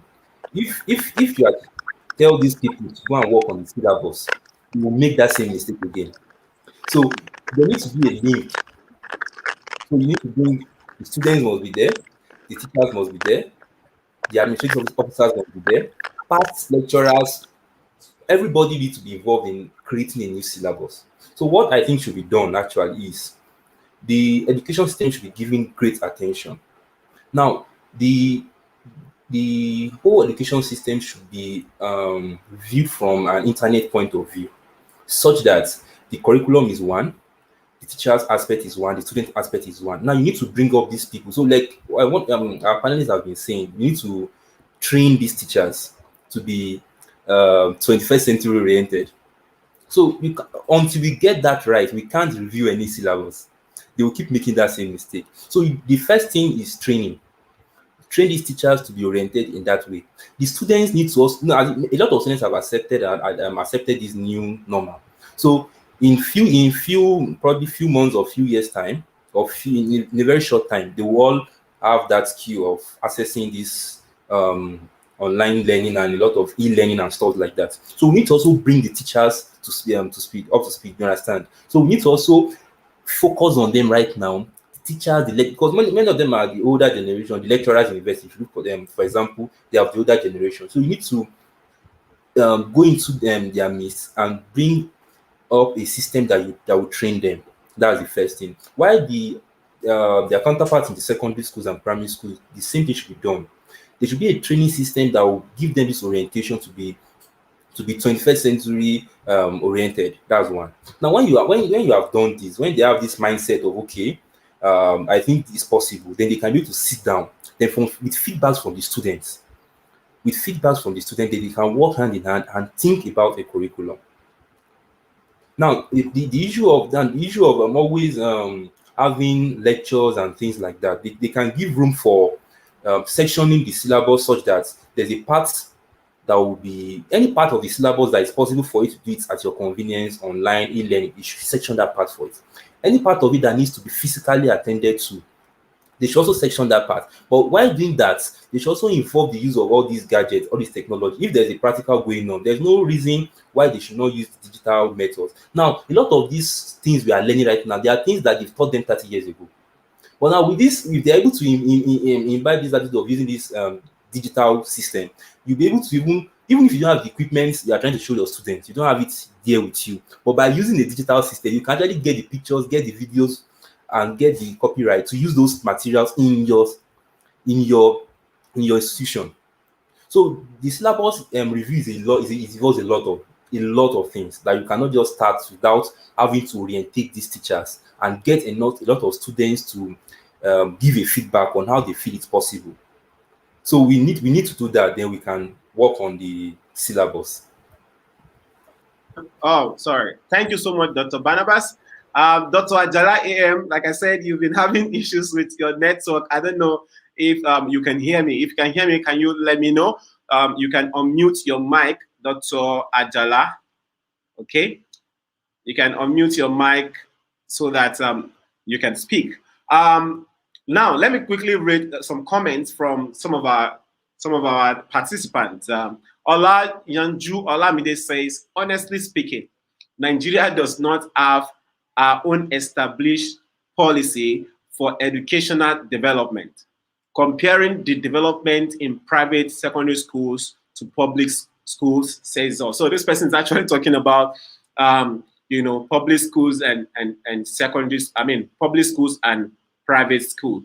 And then Akiyemi Akinola says, syllabus educational policy, I think, is one of the major problems we have causing a major setback. All right. And Oluwafemi Olumide says, the solution never be in the hands of the government, because the government is made of a bunch of politicians who will not never provide solutions to existing or incoming problems. We must be involved. All right. Thank you. Those are comments from our audience. If you have questions, please drop your questions so that I get it. Okay, go ahead, Prince Louis.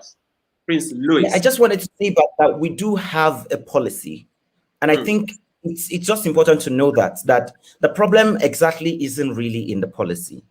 We can do policy from Nigeria is very good at policy. If you see Nigerian policies, and the problem is that many of us don't engage with these policies. We just talk about them.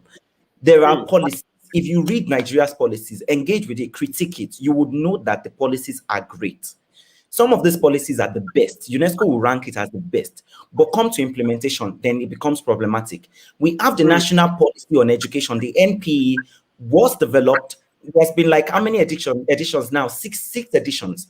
The last edition was in 2014 or 2013, reprinted in 2014. So the policy is there. The national goals is in there. The national goals of education is in there. Instructions on you must teach children from primary, nursery to senior to primary in their indigenous language. Is in there, but is it happening? No. Tertiary education must be this, must be that. Is it in there? No. All what we are seeing is the opposite, and that's why I agree with Ms. Gold when she was talking about monitoring. Who are the people monitoring these things? Who are the people enforcing the implementation of these policies? They are people that will go to offices and supposedly going for accreditation, but they will go back with bags of money and they will cook pounded yam for them and they will leave. That's the problem we have. So it's not just in the policy, it's who is implementing, who is ensuring that we're implementing these policies. Thank you so much. I feel passionate. I'm just usually tired.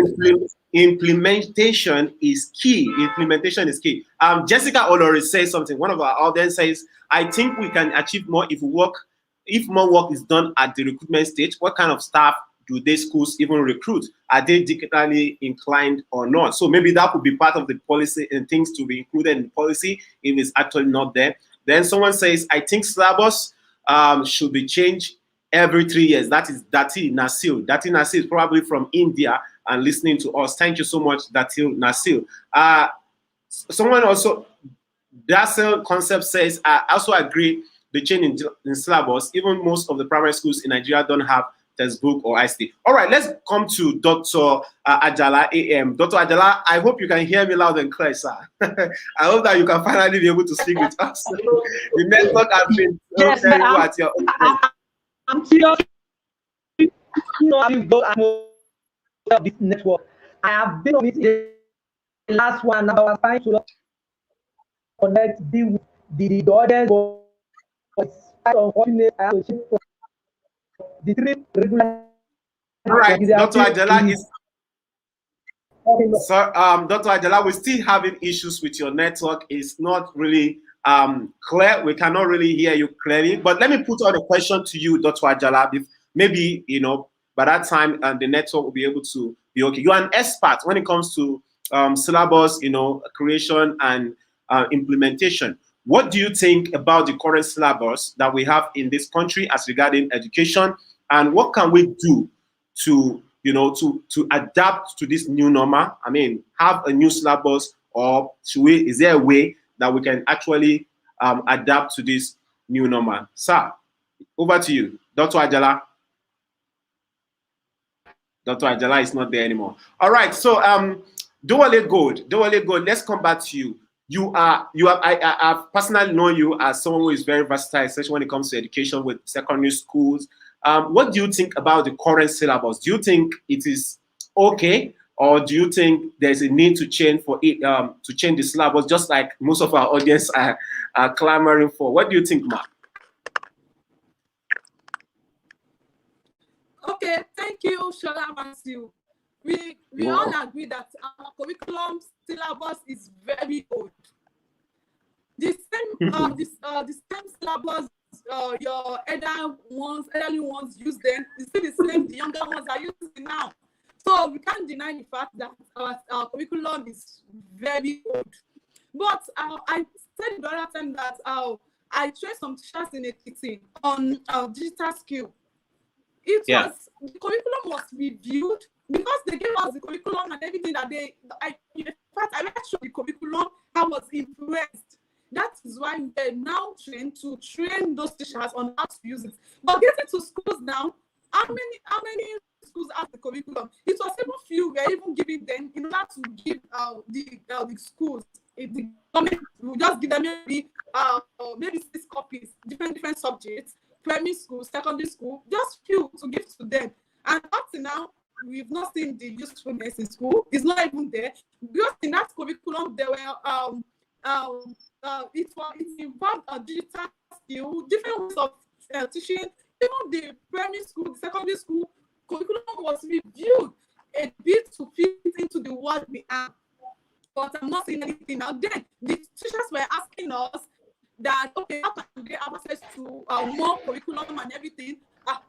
The instruction given to us. Yes. I'm only a trainer from.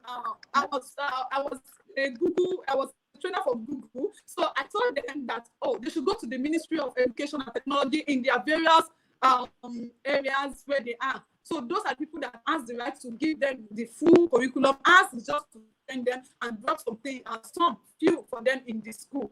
But the curriculum was rich. So we can't deny the fact that the curriculum needs to be reviewed. And as someone also talked about the entrance process and everything, yes, now the mostly after the recruitment process and everything, the teacher needs to be trained. At least when the staff is being employed, they need to be trained. They should not stand on their old knowledge. No, they should be trained even before starting teaching, so that they will even know their capacity. Maybe they are design inclined, technology inclined, or not. But nowadays, they'll just push them on the field in the school to start working. They don't know, maybe they can even make use of phone. They don't know their technology level. So these are the things. So our curriculum needs to be reviewed. That is just the fact. But before it can be reviewed, it will take a lot of effort. Because if government can invest more in the education system, fine. Things will come out well.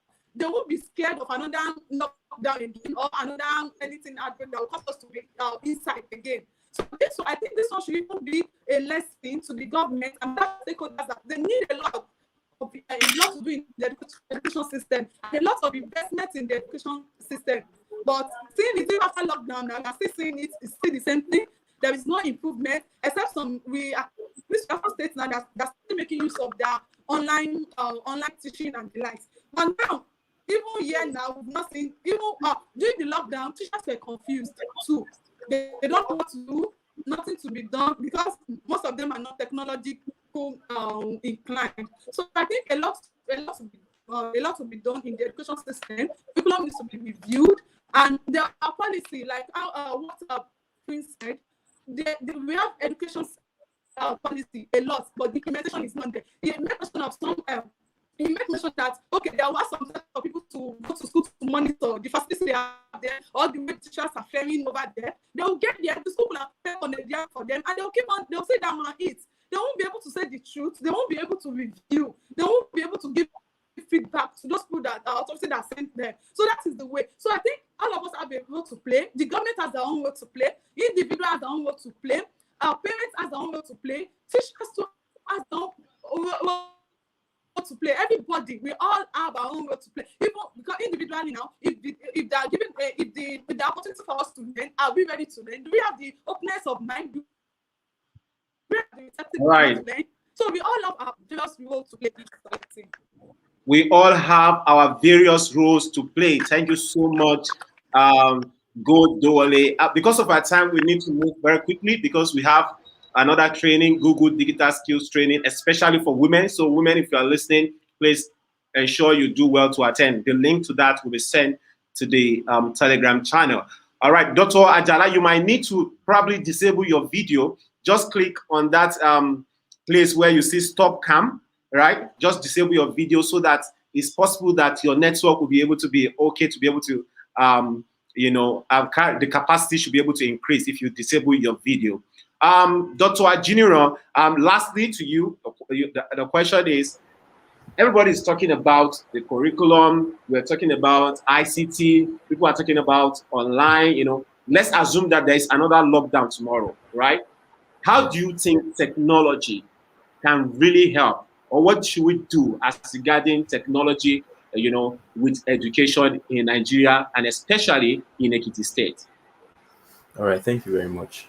So let me talk from experience briefly before I've had an encounter with the Ekiti State government, trying to give them an idea of how to use technology with their education system.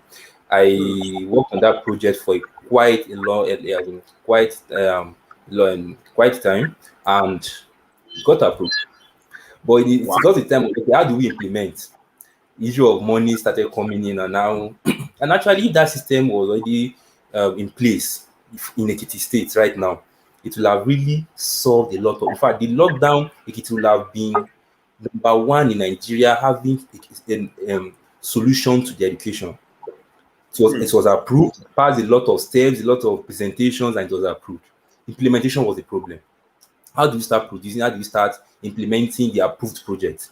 Like it will have been number one, and it will have been the one supplying other states in Nigeria this solution we are talking about, because the project was a very big one, but they failed in that. Now, if another lockdown should come again, we'll still be in the same problem we've been. It never even found the way of solving that problem. If no state as it stands is looking for that solution, all of them are just saying, bring your ideas, and people are giving them the ideas, but no state is really showing any willingness. But I'm following the trend. No state is showing it. So the only thing I keep saying, people are saying, okay, the government can't do anything. The government, you should leave them. We should provide the solutions ourselves. Fine, we are giving them the solutions, but the government still remains the ultimate in this game. So the only thing now is the government.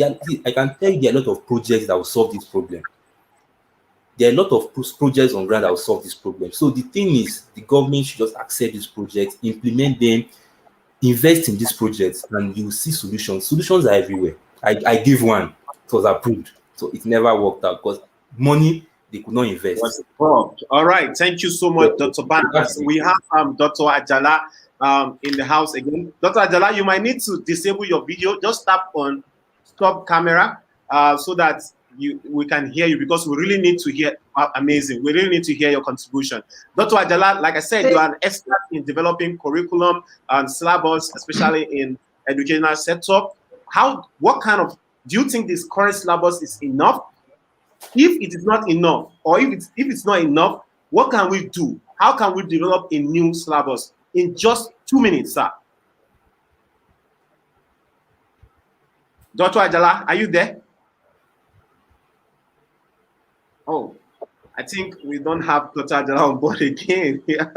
All right, maybe we are going to take in Dr. Ajala's comment later on personally, and then we'll add to the communique of this particular event. Rounding up, Prince Louis, please, can you give us your own, maybe your final word as regards what we're discussing today, education in the new normal, challenges and solutions, sir. Okay, thank you. I just want to re-echo one thing that I've said, or that we have all been saying since the beginning of the session, and it is that if we are really going to have real solution now and in the future, we must contextualize our solution. It is not about this thing is working in Finland. It is not about it is working in America. I have lived in the UK. I've lived in South Africa. I work my whole life. My first degree, my 2 masters is in education. I know these things. The problem in Nigeria education system is not just about let's do policy. We can talk about these things, but the problem are so in-depth. They are inside. So we need to contextualize the solution that we are providing so that it can be sustainable.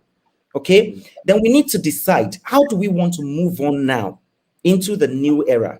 The new normal that we are talking about. Who defines what the new normal is? Let's know that one. Who defines it? Is it the new normal in America that we are talking about, the new normal, or the new normal in Kenya? Because the new normal in Rwanda is different from the new normal in Nigeria. The new normal in Ghana, our cousin country, is different from the new normal in Nigeria. We need to identify what is our own new normal. So we need to understand, do we want to stay on the ground now that our nyash, like they say, is in the open? Or do we want to restore what has been lost? Do we want to transform what we have? Or do we want to evolve into a new era? These are questions that we need to answer. And in order to really move on right now, everybody have talked about what are the solutions that we are preferring? How does it help us to grow and to go? Finally, in the area of curriculum change anywhere in the world takes a long time. It is if we say Nigeria should change curriculum today, they might not give the announcement until in the couple of years. They actually said they reviewed it some years ago. I mean, it's good. They reviewed this curriculum just some years ago.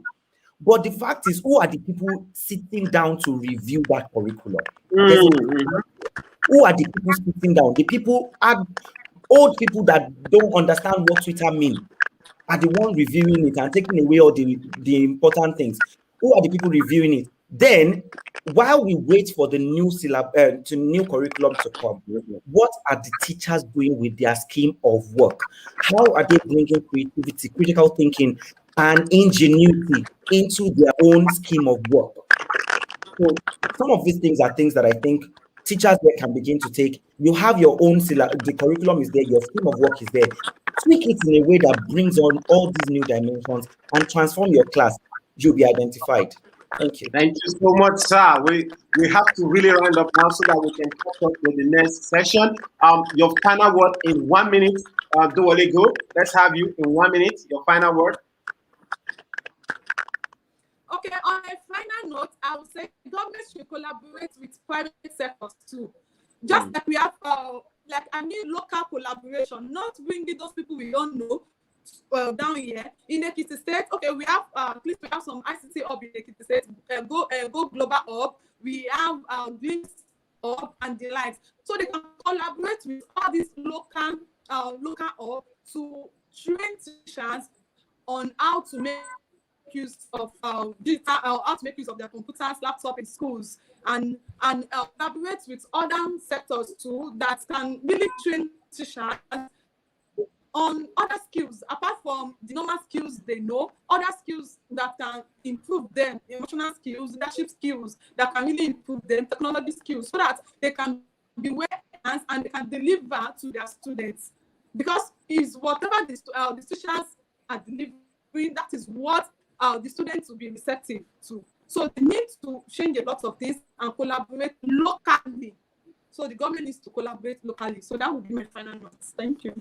Thank you so much. The government needs to collaborate locally. Your final word, Dr. Barnabas, your final word. All right, thank you very much.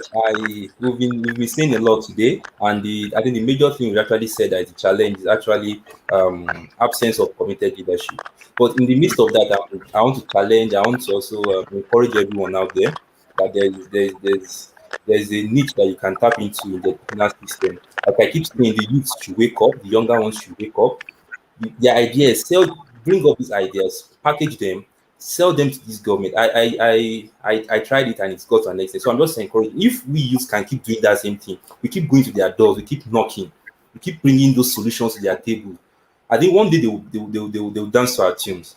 So I'm just encouraging everyone there. They should sit down, think of a solution, package it, take it to this government. They might reject you the first time. If we keep doing that, the youth should tap into that. You end up saying that eventually you might be the lucky one they will invest in, and you might be the lucky champion in town in tapping into the system. And thank you so much. Problem. Thank you so much, Dr. Ajiniro. Like we said, Dr. Ajala, because of the network, we are going to get his own input later on, which is going to be added to our communique. Before we go, let me quickly say that we have a special gift for some people, courtesy of this is Janet. She said we should call her Janet Alalade. All right, so this is an Airtel line for you to grab on very fast if you are so fast with it. And please, immediately after this session, go back to the Telegram channel. If you have registered, if you have not registered, go to ekitidigitalsummit.com to register, okay? And then you'll be added to the Telegram channel automatically. The link to the Google Digital Skills Training has been dropped. It will also be on YouTube, but not on this channel. And also, if you have not subscribed to our channel, please do so right now. Thank you so much to our great educationists and education enthusiasts. Thank you, enthusiasts. All right, thank you so much, Dr. Lewis, and thank you so much, Dr. Ajiniro. Thank you so much, Dr. Ajiniro, and thank you so much, Ms. Dowale Gold from Gold Art Foundation, and thank you so much to Dr. A.M. Ajala. We really appreciate your time, and have a nice time. Look forward to seeing you on the other side. Bye. Bye. Thank you.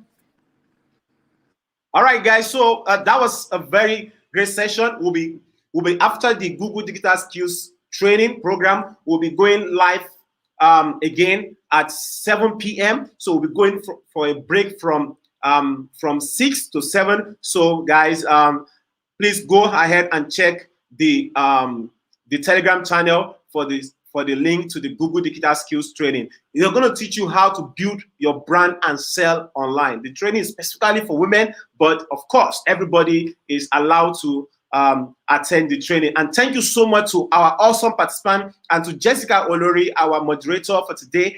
And I know, I understand that Rachel too has been on Grant. Thank you so much. And thank you to people like Lawrence Ekundayo. Thank you so much for joining us. And thank you to all the people who have dropped comments. We have seen your comments and we'll definitely add some of your suggestions to the communique by the time we are ready to have it. So guys, go back to the Telegram channel, check the Telegram channel right now, and then do join us live. Bye for now.